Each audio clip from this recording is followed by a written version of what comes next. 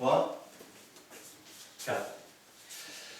Gloire et puissance, honneur à l'agneau, gloire à l'agneau, gloire à l'agneau, gloire et puissance, honneur à l'agneau, car il est notre roi. Gloire, gloire, cet élu l'acclame. Gloire, gloire, gloire à l'agneau. Gloire et puissance, honneur à l'agneau. Gloire à l'agneau. Gloire à l'agneau. Gloire et puissance, honneur à l'agneau, car il est notre roi. Gloire, gloire, cet élu l'acclame. Gloire, gloire, gloire à l'agneau. Amen. On va continuer avec le 291.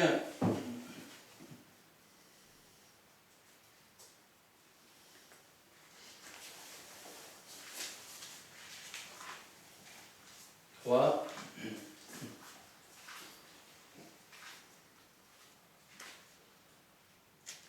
4. Tu es Seigneur, le rocher frappé du Père, le roc qui s'ouvre pour répandre à flot la vie. Quiconque a soif vient comme au rocher naguère. Israël en route vers le pays promis. La mater qui vient à Christ désaltère, et de son sein un fleuve puissant jaillit. Tu es Seigneur, le rocher frappé du Père, le roc qui s'ouvre pour répandre à flot la vie.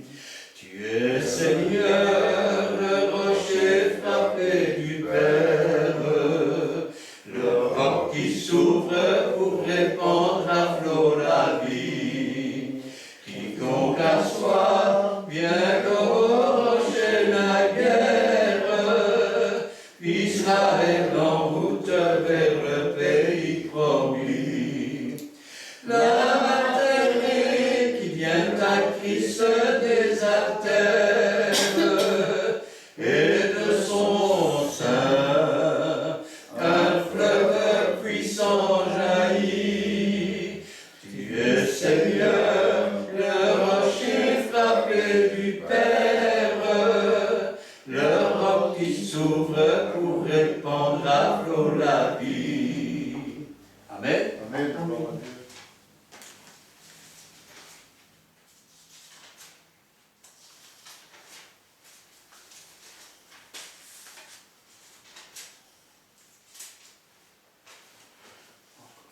Le 172.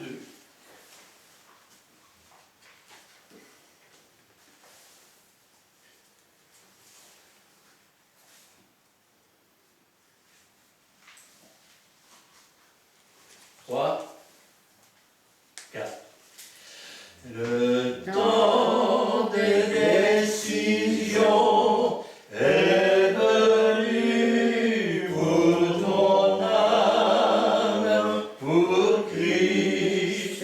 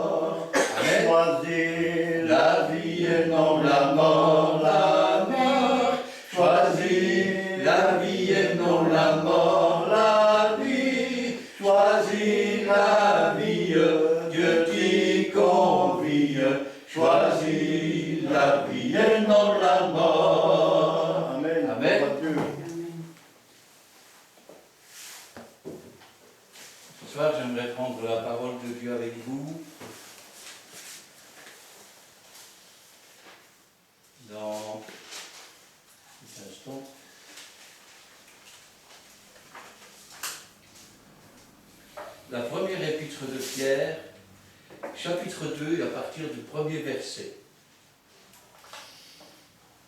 Je vais demander à Nicole et Gina de remettre la parole du Seigneur entre ses mains. Oui, Seigneur, merci pour ta parole bénie que tu as préparée aujourd'hui pour ton peuple. Viens la bénir, mon Dieu. Bénis aussi ton serviteur que tu t'es choisi. Efface-le, Seigneur, pour que ce soit toi qui parles à travers lui. Et veuille disposer nos cœurs, Seigneur, afin que nous puissions recevoir entièrement cette parole, l'accepter, la comprendre, la méditer, mais surtout la mettre en pratique. Aide-nous, Seigneur, à faire ta volonté chaque jour, dans toutes les circonstances de la vie qui se présentent à nous. Et fortifie-nous, Seigneur, là où nous sommes faibles, mon Dieu. Car nous voulons, Seigneur, faire ta volonté, Seigneur, et mettre en pratique ton enseignement, Seigneur. Gloire, honneur, puissance soit rendue dans le bon nom de Jésus. Amen. Amen. Seigneur, je te prie, je te rends grâce, je te remercie pour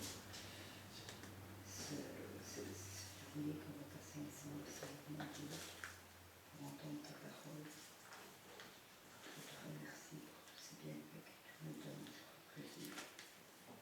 Bénis-nous, Seigneur. Parle, que ce soit toi qui parles à la place de mon pasteur, Seigneur mon Dieu. Que tu lui donnes le nom, Seigneur. Merci pour tout, Seigneur Jésus. Bénis cet après-midi, Seigneur, au nom de Jésus-Christ.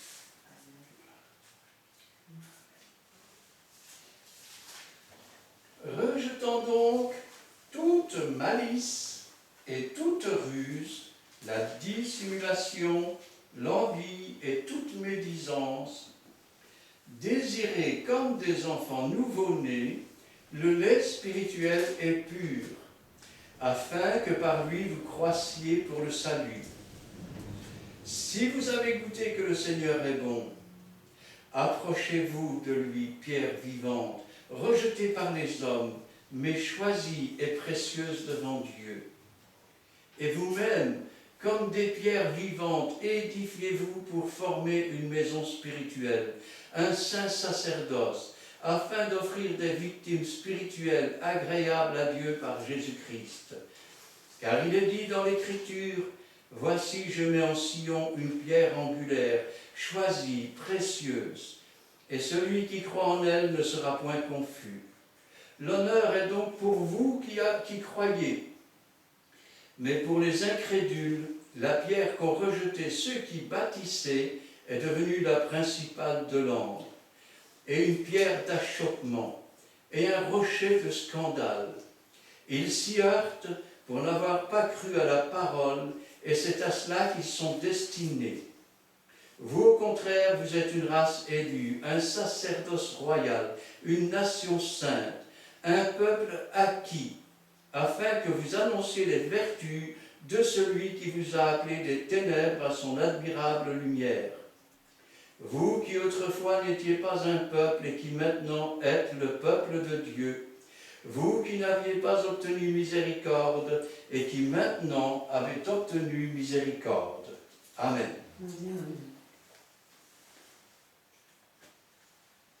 Rejetant. Quand on rejette une chose, cela veut dire qu'on n'en veut pas. Ça veut dire qu'on ne l'accepte pas. Ça veut dire aussi que l'on ne marchande pas avec. Aujourd'hui, beaucoup marchandent. C'est pas pour une fois. Et Dieu nous dit rejetant. D'abord, toute malice. Qu'est-ce que la malice? D'abord, c'est une chose malsaine. Parce que c'est une chose qui est cachée. Et cette chose est destinée à faire le mal. C'est pour ça qu'on l'appelle malice. La ruse. La ruse, c'est quand quelqu'un est prêt à tout, de façon illégale ou illégale, pour obtenir ce qu'il veut. Le serpent, dans le jardin d'Éden, était le plus rusé. Et puis, la dissimulation. La dissimulation consiste à paraître et à ne pas être. Je m'explique.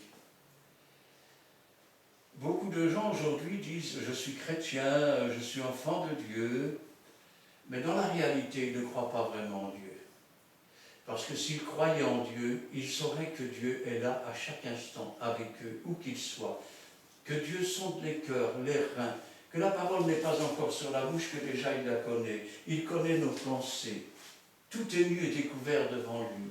Et donc, il n'essayerait pas de dissimuler. Il est écrit dans la Bible, « Si je veux au séjour des morts, t'y voilà.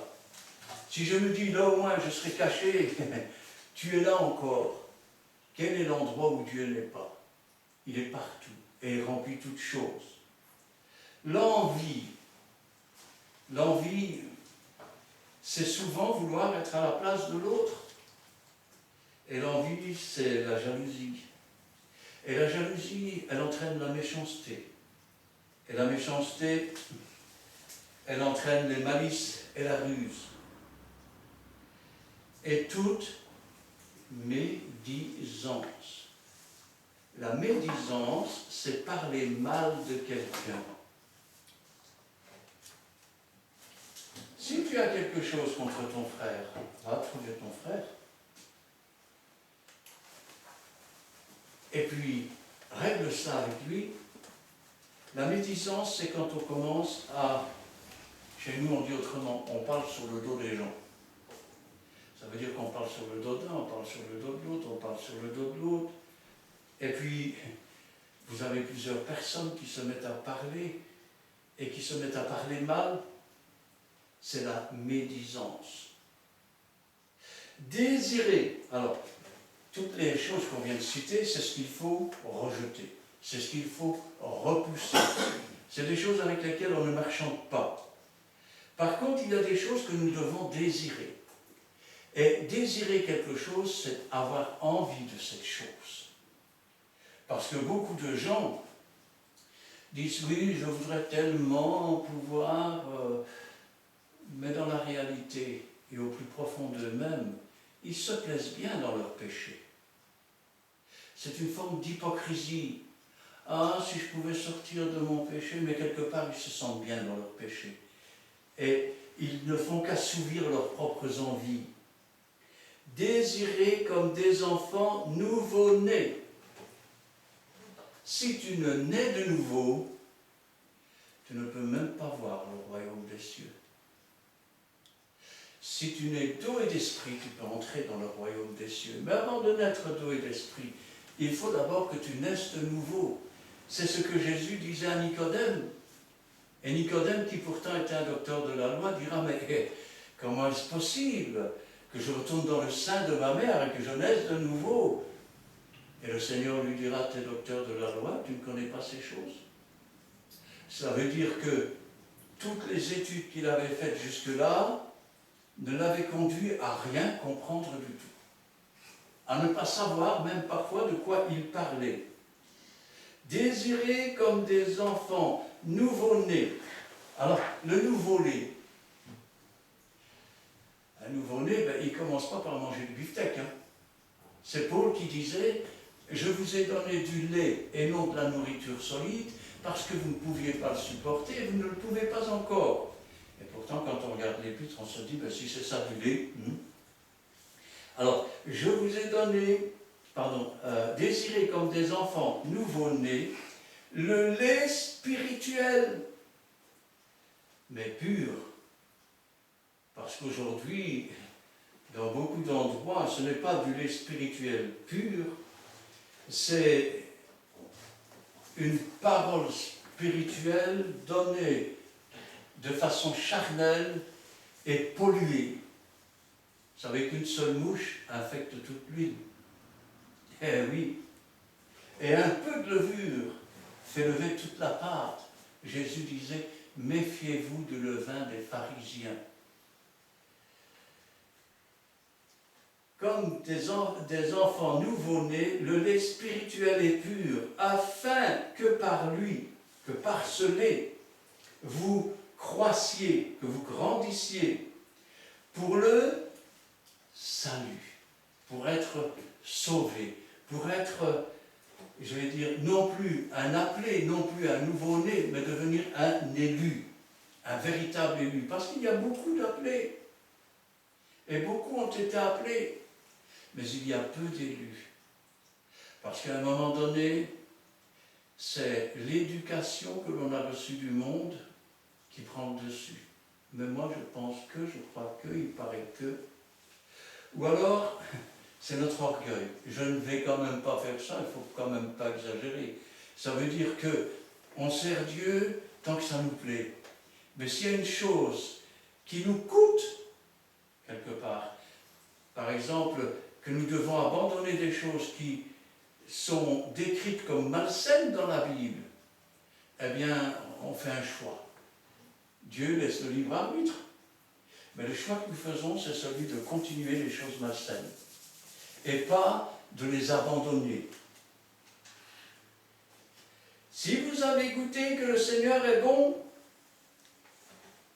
alors avons-nous goûté que le Seigneur est bon? Ben oui, il n'y a de bon que Dieu. Ce qui nous ramène à dire que Jésus est Dieu fait homme. Amen. Et que ce Dieu fait homme dans une chair semblable à la nôtre a été tenté en toutes choses et a résisté en toutes choses. Voyez combien Dieu nous aime pour avoir envoyé ce qu'il avait de plus cher et de meilleur, à savoir un seul Fils, l'unique Fils qui sera jamais donné. Et il l'a abandonné sur cette croix, il a détourné ses regards à cause du péché, non pas qu'il avait commis, mais de nos péchés qu'il a portés. Amen. Si vous avez goûté que le Seigneur est bon, approchez-vous de lui, pierre vivante. Une pierre vivante. Alors, quand Jésus-Christ dit « Je suis le pain de vie », il est la tête de l'Église. Si la tête est un pain, le corps c'est quoi? Puisque tout disciple est semblable à son maître. C'est du pain. Mais si maintenant je dis que Jésus-Christ est la pierre de l'angle, la pierre qui arrive au virage, il est aussi la sagesse qui se tient à la croisée au virage, et qui dit aux stupides, quittez la stupidité, entrez ici. Pourquoi pesez-vous pour ce qui ne rassasie pas? Venez, mangez, buvez, c'est gratuit. Même les insensés ne se perdent pas sur cette voie-là. Jésus-Christ est une pierre angulaire. Nous sommes donc des pierres. Et la Bible dit des pierres vivantes. Amen. Parce que ces pierres, elles ne sont pas nées ni de la chair, ni de la volonté de la chair, mais elles sont nées de la puissance de Jésus-Christ et du sang versé à la croix du Calvaire, de la puissance de Dieu qui est l'Esprit Saint, et de la volonté de Dieu. Ça veut dire que nous n'y sommes, pour ainsi dire, pour rien. Dieu s'est présenté, s'est fait connaître. Comment devient-on une pierre? Et quelle est la différence entre une pierre vivante et une pierre morte? C'est bon à savoir, ça, non? Eh bien, prenons l'exemple de l'apôtre Pierre. Jésus arrive et il dit à ses disciples, « Qui dit-on que je suis ?» Alors là, ils sont tous, oh, il y en a qui disent que tu es Élie, il y en a qui disent que tu es un prophète. Et puis Jésus dit, « Et vous, qui dites-vous que je suis ?» D'un seul coup, il y a un grand silence.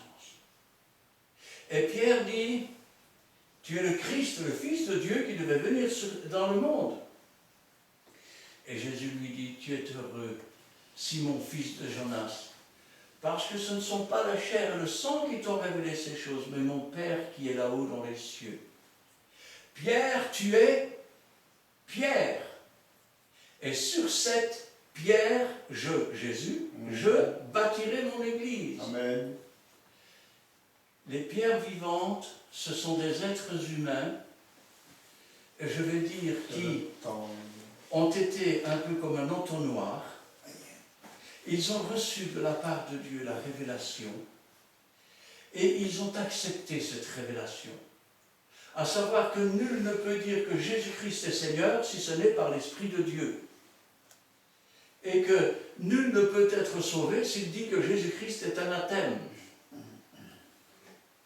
Approchez-vous de lui, pierre vivante. Ça veut dire que chacun d'entre nous, nous sommes des pierres vivantes. Nous devons former un édifice. Cet édifice, c'est l'Église. Amen. Et le ciment des pierres, c'est le Saint-Esprit. Amen. C'est lui qui nous lie l'un à l'autre. Et c'est pour ça que le Saint-Esprit donne à l'un une parole de sagesse, à l'autre une parole de connaissance, etc. Ou alors qu'il donne à chacun en particulier des dons. Et des dons pourquoi? Pour l'édification, pour la Amen. construction Amen. de l'Église. L'Église, ce n'est pas le bâtiment. Quelle maison me bâtiriez-vous? Toutes ces choses, c'est les mains qui les ont faites. Et vous n'êtes pas l'Église. Ah, vous m'avez dit l'autre fois qu'on était l'Église. Tous ensemble, oui. Mais séparément, vous êtes une pierre. Ensemble, les pierres se mettent les unes avec les autres dans la communion du Saint-Esprit. Et là, nous formons l'Église, qui n'est pas un bâtiment. Quand il manque une pierre dans un bâtiment, qu'est-ce qui se passe? Il y a un trou. Imaginez qu'il rentre une mouche par le trou et qu'elle aille infecter l'huile. Oui, c'est pour ça que la Bible dit aussi, je ne peux pas dire à mon frère, je n'ai pas besoin de toi. Ou le chrétien ne peut pas dire, parce que je ne suis pas un œil et que je suis un pied, je ne suis pas du corps. Car tout le corps est coordonné par le Seigneur lui-même. Et chacun de nous étant des pierres vivantes, qu'allons-nous faire? Nous allons partager, afin que ceux qui sont encore des pierres mortes puissent recevoir aussi la révélation. Vous recevrez une puissance sur vous et vous serez mes témoins. Nous sommes appelés à témoigner, à parler, non pas il fait beau, il pleut, mais à parler de ce que le Seigneur a fait pour nous. Et comment il l'a fait. Sans rien ajouter et sans rien enlever. Approchez-vous de lui. De qui? Approchez-vous de Jésus.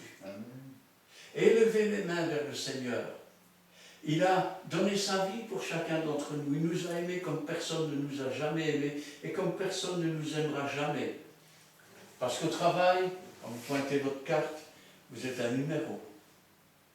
Quand vous allez à la mutuelle, je peux avoir votre numéro. Quand vous allez à la commune, je peux avoir votre numéro de carte d'identité. Quand partout où vous allez, vous n'êtes qu'un numéro. À la maison, même s'il y a des frères et des sœurs, vous n'êtes pas plus qu'un frère ou que l'autre sœur. Hein? Et puis, vient quelqu'un. Quelqu'un pour qui vous n'êtes pas un numéro. Quelqu'un qui a inscrit votre nom dans le livre de vie avant même que la terre ne soit fondée, que le premier grain de poussière ne soit fait.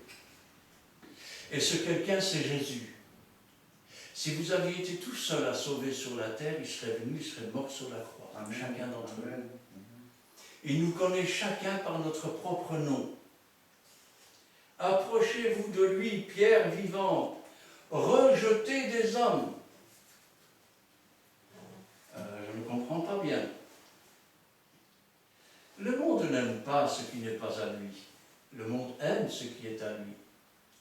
Quand le monde commence à m'aimer un peu trop, je commence à me méfier. Je me dis, oh, qu'est-ce qui se passe ici? Est-ce que je serai un peu trop contaminé par le monde? Quand vous êtes un enfant de Dieu, ce qui appartient au monde ne vous aimera jamais. Mais parmi ceux qui sont dans le monde, il y en a dont le nom est inscrit dans le livre de vie. C'est pour ça qu'il est dit aussi prêcher en toute occasion, bonne ou mauvaise. C'est pour ça qu'il est écrit que l'épée de l'Esprit, qui est la parole de Dieu, est une épée à deux tranchants. Quand vous rendez témoignage à quelqu'un qui se moque de vous et qui n'en veut pas, vous dites à quoi ça sert? Ça va servir. Parce que si cette personne ne se convertit pas, le jour où elle se présentera devant Dieu, et elle dira, je ne savais pas, Dieu la ramènera, et là, tu as entendu, et tu t'es moqué. Il ne pourra pas dire, je ne savais pas. Vous lui avez donné une chance de s'en tirer. S'il la rejette, c'est son problème. Par contre, si son nom est inscrit dans le livre de vie, et qu'il accepte, tu auras ramené un frère, tu auras ramené une sœur. Et il n'y a plus de joie pour un pécheur qui se repent que pour 1000 qui n'en ont pas besoin. Et vous allez me dire, mais vous me dites qu'ils sont déjà inscrits dans le livre de vie. Quand Dieu se présente, il dit « je suis ». Il n'a pas dit « j'étais »,« je suis » et « je serai ». Non seulement il a la faculté d'être partout en même temps, mais d'être dans tous les temps. Ce qui veut dire que pour inscrire nos noms dans le livre de vie, avant la fondation du monde, il est allé voir dans tous les futurs du possible. Ah, ce futur-là, ça ne marche pas, celui-là ne sera pas sauvé. On va refaire un autre futur. Hop. Ah, là, ça marche. Ah. Et pour chacun d'entre nous, imaginez le travail que cela représente.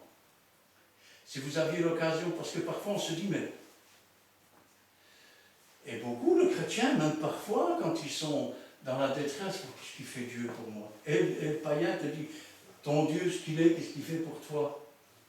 Est-ce que vous vous rendez compte qu'il y a des dizaines de milliers, de millions de prières qui montent par jour, et Dieu recueille toutes celles qui sont faites selon la volonté de Dieu dans son esprit. Elles sont apportées dans des coupes comme du parfum. Ce sont les prières des saints. Et Dieu entend, et Dieu répond. Quand je pense à ça, je dis quand même, Seigneur, c'est quelque chose de formidable. Qu'est-ce que l'homme pour que tu prennes garde à lui? Qu'est-ce que le Fils de l'homme pour que tu te soucies de lui? Un grain de poussière sur une terre qui n'est qu'un grain de poussière dans l'univers. Et pourtant, un grain de poussière qui fait l'objet de l'amour de Dieu. Et que Dieu appellera une pierre vivante. Et vous-même, comme des pierres vivantes, édifiez-vous, construisez-vous. Aujourd'hui, quand les chrétiens parlent ensemble, ils parlent de quoi? T'as vu le frère un tel, t'as vu la sœur une telle, t'as vu ceci, t'as vu cela? Combien d'entre eux parlent réellement de Dieu? Et puis après, il y a les hypocrites. Quand ils sont dans l'église, ah, le Seigneur est bon, mes frères. Ah oui, mes frères. Et une fois qu'ils sont dehors de l'église, il n'y a plus un mot pour Dieu. Combien de fois j'ai vu cela? Vous voyez des gens qui passent, vous les connaissez, parce que vous savez qu'ils vont à l'église. Et puis, ah bonjour, ça va? Et puis quand ils vous voient, sachant que vous allez à l'église, ah bonjour mon frère, comment ça va? Avec le Seigneur, ça va toujours. Mais je n'ai jamais entendu ça avant, quand il parle à d'autres personnes qui ne sont pas chrétiens. Ça veut dire qu'il y a un changement d'attitude. Nous devons être vrais devant Dieu.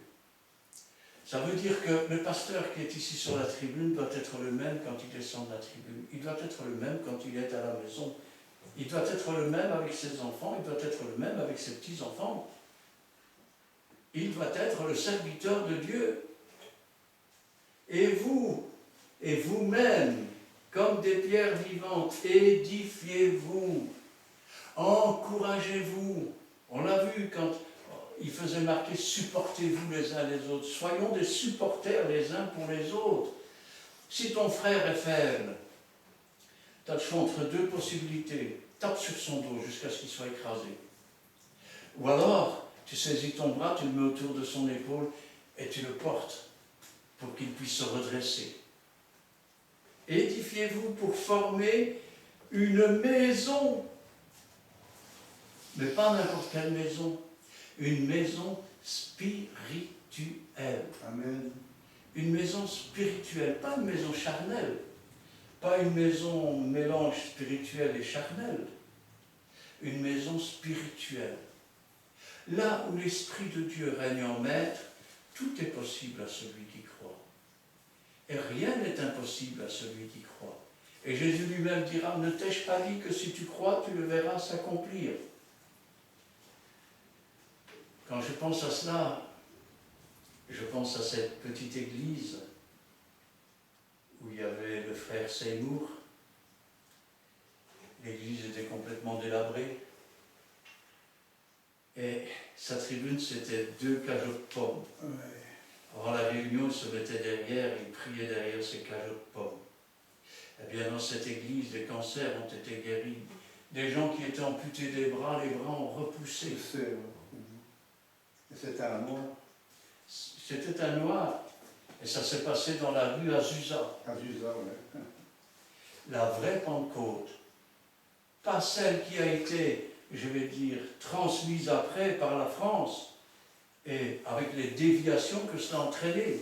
Pas celle qui vient d'Amérique avec toutes les déviations. La véritable puissance de Dieu, celle qui ressuscite les morts, celle qui guérit les malades, qui libère, celle qui libère, celle qui délivre les possédés, les opprimés, celle qui ouvre les yeux des aveugles. Amen, amen. Et vous-même, comme des pierres vivantes, édifiez-vous pour former une maison spirituelle, un saint sacerdoce. Quel mot savant, hein? Nous sommes tous, entendez tous, sacrificateurs avec Jésus-Christ, selon l'ordre ou à la manière du Saint-Esprit. Et nous offrons des sacrifices d'action de grâce. Nous ne devons plus crucifier Jésus par nos œuvres et par nos actes, mais nous devons parler au rocher, nous devons offrir des prières. Mais ces prières ne peuvent pas être offertes n'importe comment. Les véritables adorateurs, ce sont ceux qui adorent en vérité et en esprit.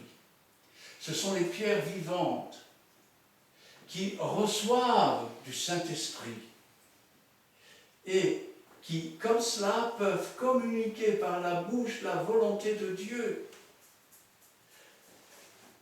Imaginons que nous soyons une pierre morte, une pierre froide. Ben oui, ça pourrait, hein, non? Pierre tombale. Pierre tombale, oui. Et que nous élevions la voie vers Dieu. Ou du moins, nous pensons que nous élevons la voie vers Dieu. Mais nous ne sommes pas en communion avec le Saint-Esprit. Et nous sommes du monde. Oh, Dieu fait ceci pour moi, il fait ceci pour moi. Eh bien, je vais vous dire une chose. La prière, elle monte jusqu'au plafond, elle rebondit sur le plafond et elle redescend, elle ne va pas plus loin.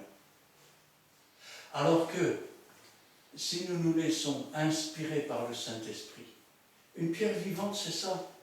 Ce n'est pas seulement, celui qui croit en moi n'aura jamais soif et n'aura jamais faim. Ce n'est pas celui qui vient à moi, des fleuves d'eau vive couleront de son sein, c'est pas seulement ça. C'est aussi celui qui est un entonnoir.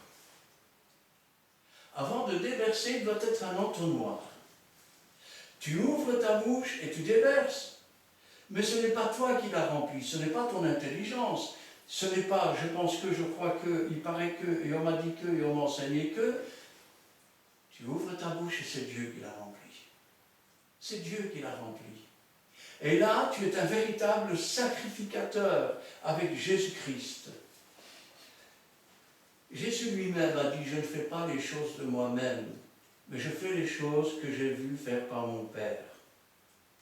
Et celui qui me connaît, connaît le Père, et celui qui connaît le Père me connaît. Ainsi, celui qui, je vais dire, qui connaît Jésus-Christ est connu de Jésus. C'est ce qu'un esprit méchant disait à l'apôtre, en parlant de l'apôtre, lorsque les 7 fils de Schéma avaient essayé de faire comme l'apôtre Paul, nous te chassons au nom de Jésus que Paul prêche. Et les démons se sont retournés et lui ont dit, je connais Paul, je connais Jésus. Vous, je ne vous connais pas. Mais ok. Ils sont partis nus et blessés. Pierre vivante. Quand Jésus a appelé Pierre, tu seras Pierre, c'est parce qu'il a vu que la révélation qu'il avait reçue n'était pas de lui et de sa chair, mais de Dieu. De la même façon, si nous devenons cet entonnoir prête, pas seulement tout le temps à parler pour dire n'importe quoi, mais à écouter, à chercher la volonté de Dieu, à chercher ce que Dieu attend de nous. Seigneur, parle, j'écoute. Seigneur, ordonne, j'obéis. Alors nous devenons des pierres vivantes. Et la pierre vivante, c'est pas celle qui dit « Oh, mais moi je ne m'habille pas à la maison, c'est bon. » Il ne fait pas partie de l'Église. Parce que l'Église, ce sont toutes les pierres rassemblées. Une pierre seule est une pierre. C'est pour ça qu'il est écrit « N'abandonnez pas vos assemblées comme c'est la coutume de quelques-uns. » Ça veut dire que l'Église, elle est quand tous les chrétiens sont ensemble. Quand ils sont des pierres vivantes, qu'ils sont scellés par le Saint-Esprit, formant un édifice et élevant des sacrifices d'action de grâce, guidés, dirigés par le Saint-Esprit sur l'autel de Dieu, comme un parfum de bonne odeur pour le Seigneur lui-même. Et vous-même, comme des pierres vivantes, édifiez-vous pour former une maison spirituelle. Vous savez, quand Jésus est entré dans Jérusalem, selon la prophétie, il vient à toi ton roi, sur un ânon, le petit d'une ânesse. Jésus est venu sur cet ânon, et les gens ont jeté des palmes, Hosanna au Fils de Dieu, sauve-nous. Et les enfants criaient, Hosanna au Fils de Dieu. Alors les gens religieux sont venus et ils ont dit, t'as entendu ce qu'ils disent? Et qu'est-ce que Jésus a répondu? S'ils se taisent, ce sont les pierres qui vont crier. Mais quelles pierres? Pas des cailloux. Les pierres vivantes. S'ils se taisent, Dieu va envoyer cette révélation dans tous ceux qui sont les pierres vivantes, et ils vont se mettre à crier encore plus fort, Hosanna au Fils de Dieu. Car il est dit dans l'Écriture, voici je mets en Sion une pierre angulaire, choisie, précieuse, et celui qui croit en elle ne sera point confus. Celui qui croit en Jésus ne sera jamais confus. Vous savez ce que c'est que quelqu'un qui est confus? C'est quelqu'un qui est désarçonné. C'est quelqu'un qui est là et qui est, je vais dire, totalement éhonté. Éhonté, tout simplement. Il est là, pourquoi? Il est confus. Or, avec Jésus-Christ, on n'est jamais confus parce qu'on n'est jamais déçu. Un frère peut décevoir, une sœur peut décevoir, une église peut décevoir, un pasteur peut décevoir, un diacre peut décevoir, un ancien peut décevoir. Mais Dieu ne déçoit jamais. Parce que lui, il n'a pas une once de variété. Il est le même hier, aujourd'hui, éternellement. Et ce que sa bouche dit, son bras l'accomplit toujours. Amen. L'honneur est donc pour vous qui croyez. Beaucoup de gens disent, après tout ce que j'ai fait pour le Seigneur, alors j'ai une mauvaise nouvelle pour vous. Vous n'avez toujours rien compris. Dieu vous a appelé. Et nul ne peut venir à Jésus si le Père ne l'a appelé. Et le Saint-Esprit vous a convaincu afin que vous puissiez recevoir cette révélation, que vous puissiez renoncer à votre vie de pécheur et accepter Jésus-Christ comme Sauveur. Amen. Devenir une pierre vivante. Une pierre vivante, c'est une pierre qui est en communion avec la vie. Et la vie, c'est Jésus-Christ. Il est la résurrection, il est la vie. L'honneur est donc pour vous. C'est donc un honneur. C'est un honneur de pouvoir ouvrir la bouche et parler de Jésus. C'est un honneur de pouvoir rendre témoignage. Parce que nous ne parlons pas d'un simple homme. Nous ne parlons pas, on va parler à la manière du monde. Nous ne parlons pas simplement d'un roi, mais nous parlons du roi des rois et du Seigneur des seigneurs. Celui qui est, qui était et qui vient. Et qui sommes-nous, nous, pour devenir des ambassadeurs de Christ, pour devenir des pierres vivantes. Nous étions tous morts par nos offenses. Il n'y en avait pas un pour attraper l'autre. Mais le châtiment qui nous donne la paix est tombé sur Jésus-Christ. Et c'est en vertu du sacrifice qu'il a fait sur la croix, pour lequel nous devons être reconnaissants et pour lequel nous devons être honorés de pouvoir participer à l'œuvre du Seigneur. C'est pas je fais ci, je fais là. Que puis-je faire qu'il ne m'ait été donné de faire? Et si ça m'a été donné de faire, je dois remercier Dieu qui me l'a donné. Il n'était pas obligé de le faire, non? Mais pour vous les incrédules, les incrédules, ce sont ceux qui ne croient pas, ce sont ceux qui rejettent, ce sont ceux qui refusent. Comme disait mon frère tout à l'heure, c'est des pierres tombales. Mais pour les incrédules, la pierre qu'ont rejeté ceux qui bâtissaient, combien veulent bâtir leur vie sur Dieu et rejettent Jésus?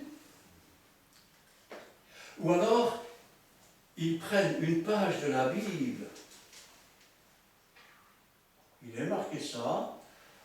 Ah oui, mais il ne faut pas tout prendre à la lettre, vous savez, parce que s'il fallait tout prendre à la lettre, où est-ce qu'on en serait? Il ne faut pas oublier que c'est des hommes qui l'ont écrit. Si tu ne crois pas que c'est la parole de Dieu, jette ta Bible dans le feu et va-t'en t'amuser dans le monde, de toute façon tu es perdu.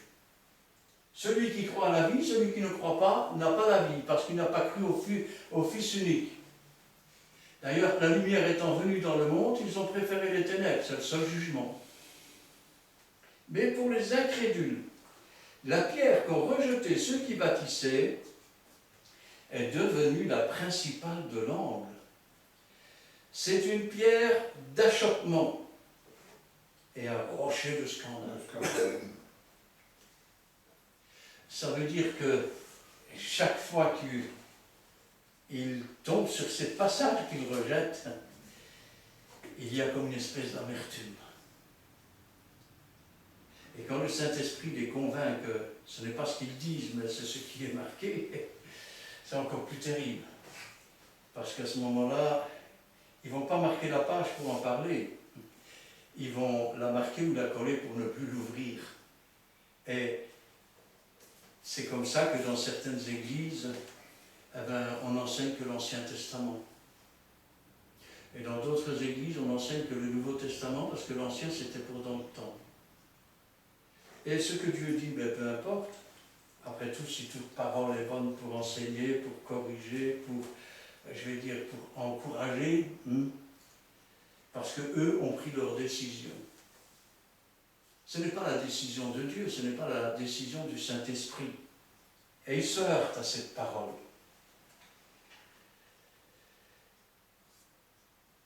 Ils se heurtent pour n'avoir pas cru à la parole. Et c'est à cela qu'ils sont destinés. Ça veut dire que là aussi, Dieu a été dans tous leurs futurs possibles. Il leur a expliqué toutes les manières possibles, malheureusement pour eux, quoi qu'on fasse. Ils sont comme ce riche qui était dans le sein d'Abraham. Envoie Lazare pour qu'il trempe son doigt, je suis tourmenté dans une flamme cruelle. C'est pas possible. Entre vous et nous, il y a un grand abîme, afin que ceux qui sont là ne viennent pas vers nous et ceux qui sont ici n'aillent pas vers vous. À cette époque-là, c'était déjà impossible. Il ne faut pas demander maintenant que les captifs ont été emmenés dans le paradis, comment l'abîme s'est encore agrandi. Et puis après, il dira, envoie Lazare près de mes frères, parce que s'il y a quelqu'un qui est ressuscité, ils croiront. Et Abraham répond, ils ont les textes et les prophètes. S'ils ne croient pas, quand bien même quelqu'un serait ressuscité des morts, ils ne croiraient quand même pas. Et Abraham, dans ce texte, a raison, parce que Jésus-Christ est bien ressuscité des morts. Mohamed est dans son tombeau, Bouddha est dans son tombeau, mais Jésus-Christ, son tombeau est vide.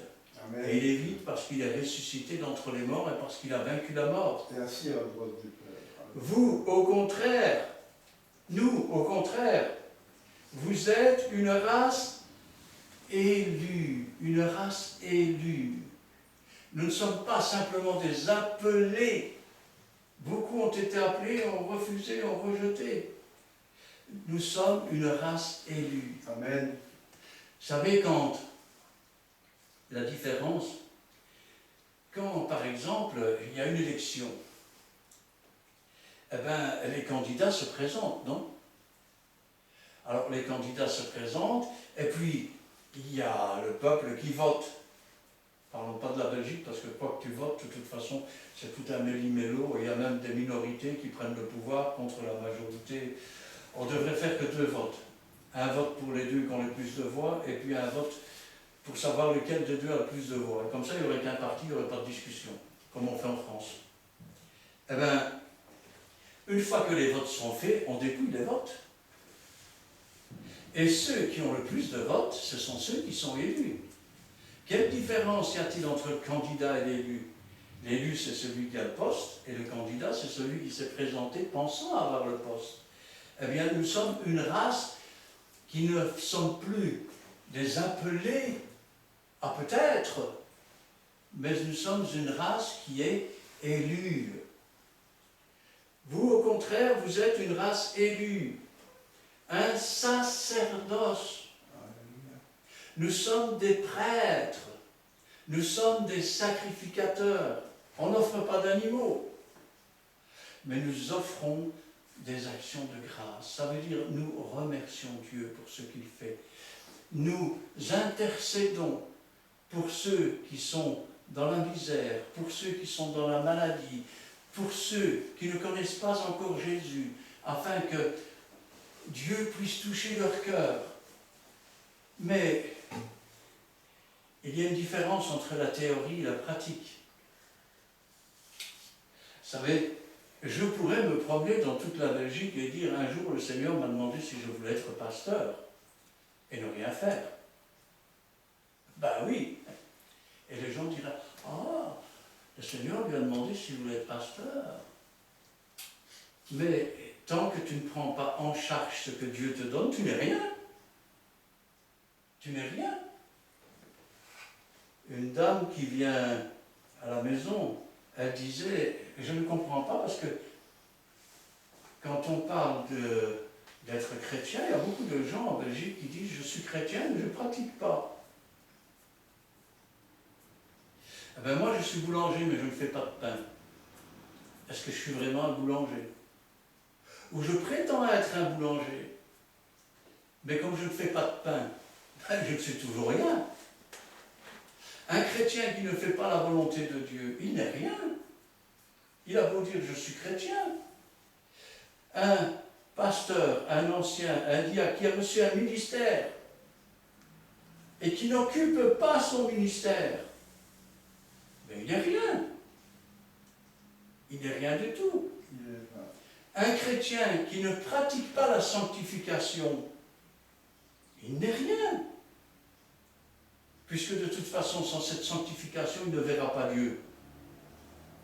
Vous, au contraire, vous êtes une race élue, un sacerdoce royal.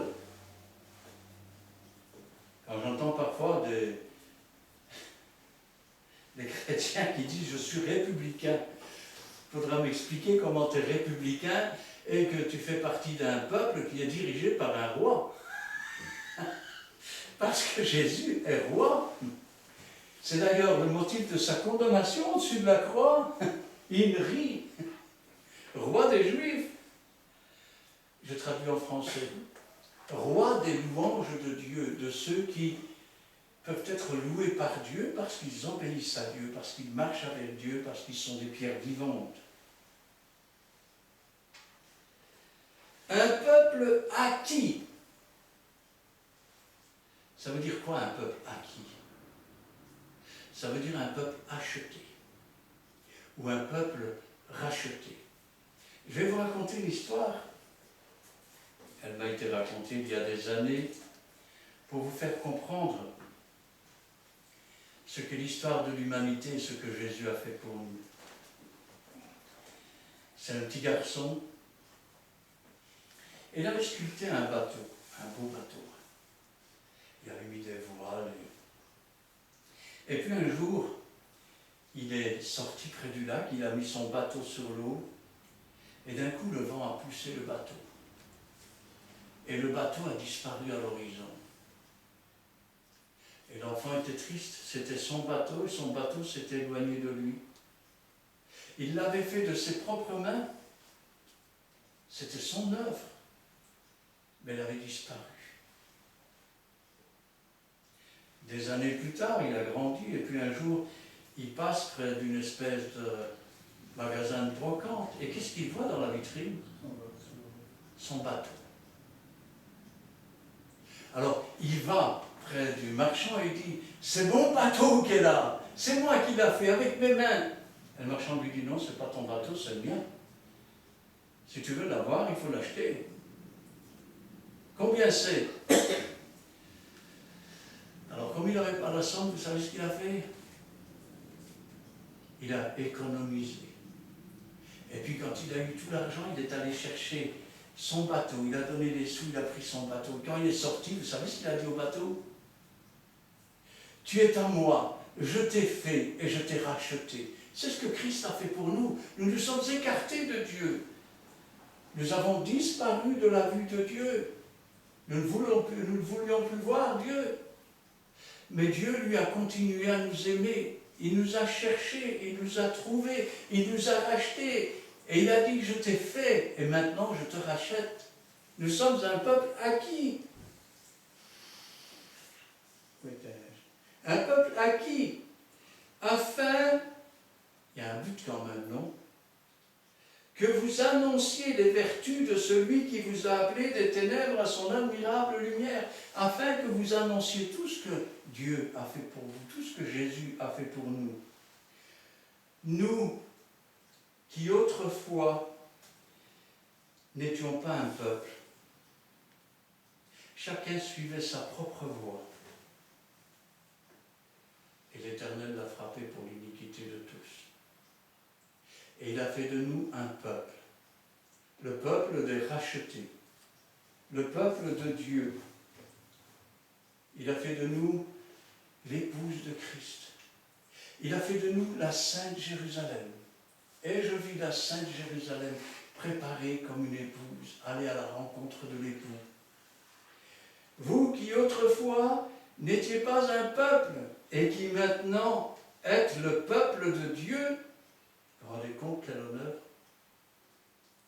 Être le peuple de Dieu. Quand je pense qu'il y a des gens qui quittent leur pays et qui font tout leur possible pour essayer de faire partie d'un peuple de ce monde.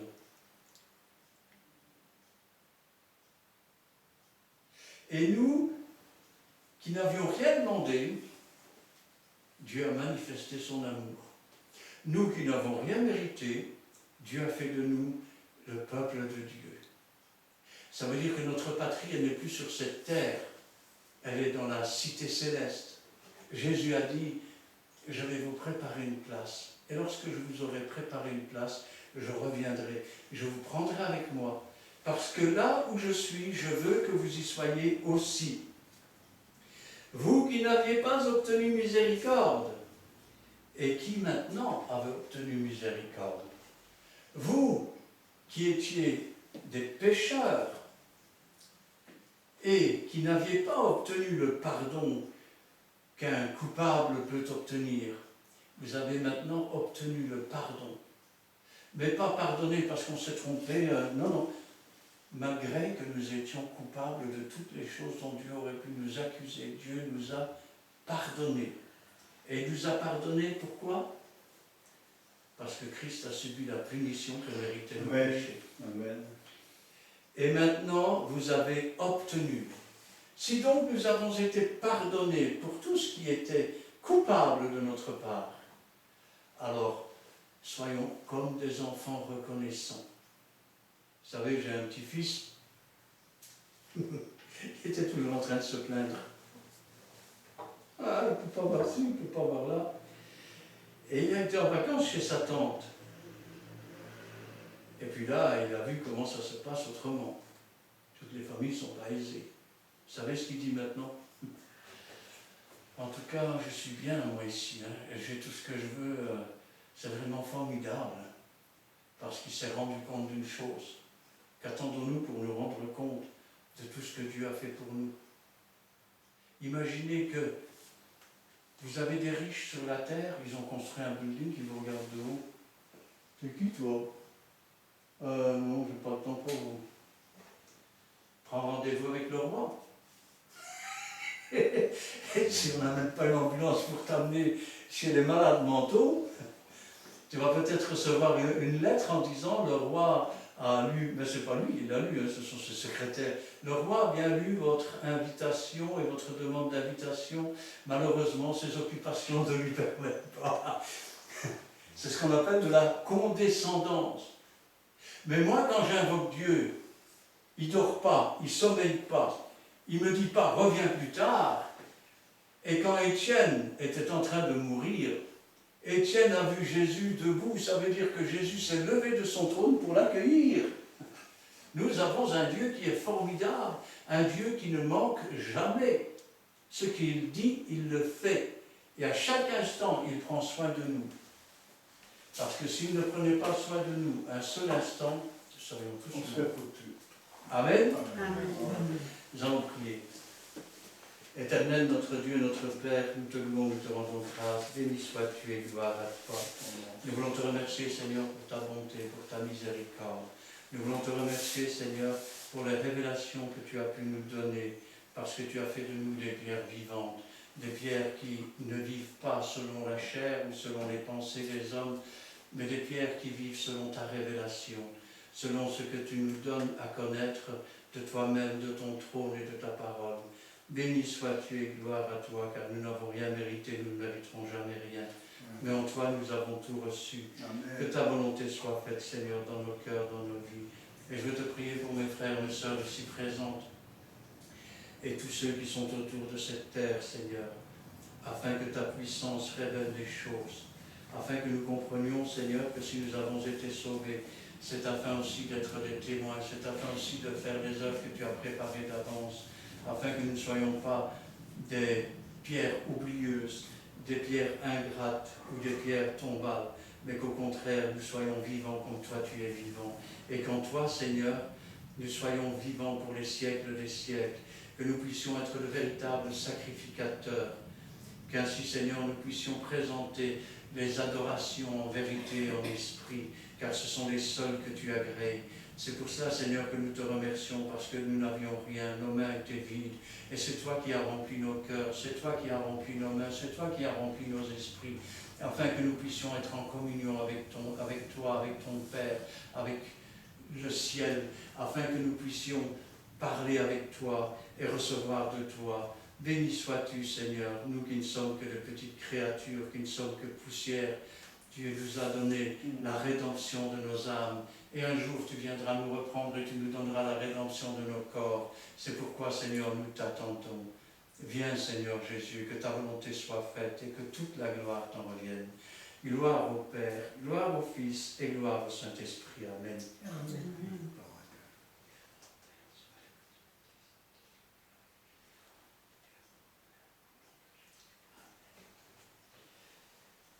Qui a un cantique?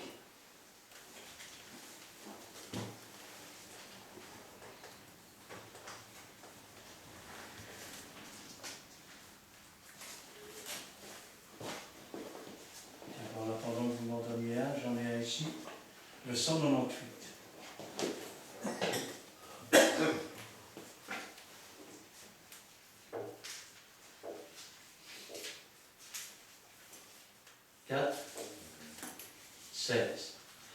Ni par force, ni par puissance, mais par mon esprit. Ni par force, ni par puissance, mais par mon esprit. Que le faible dit, je suis fort, tu ne craindras aucun tort. J'ai triomphé de la mort, oui, par mon esprit. Ni par force, ni par puissance, mais par mon esprit. Ni par force, ni par puissance,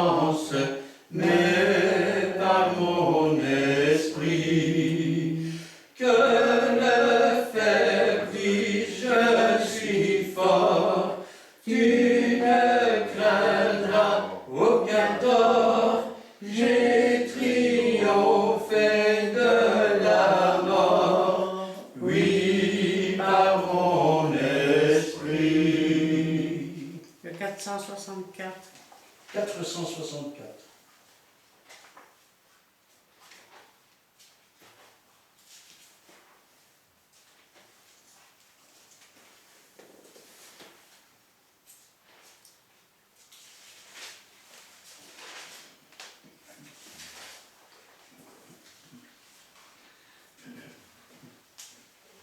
Six, 48. Ouvre ton cœur au Sauveur qui t'appelle. N'entends-tu pas ses deux accents d'amour? Il vient t'offrir pardon, vie éternelle, paix et bonheur te donner sans retour. Ouvre ton cœur, car celui qui méprise le sang versé pour un monde pécheur, un jour verra de la cité promise la porte close au suprême malheur. Ouvre ton cœur, le mourant du calvaire le lavera dans son sang précieux. Puis sans péché, sans tourment, sans misère, tu marcheras confiant vers les cieux. Ouvre ton cœur, Jésus à l'instant même te dit mon frère, j'ai souffert pour toi. Crois seulement un brillant diadème ceindra ton front, tu seras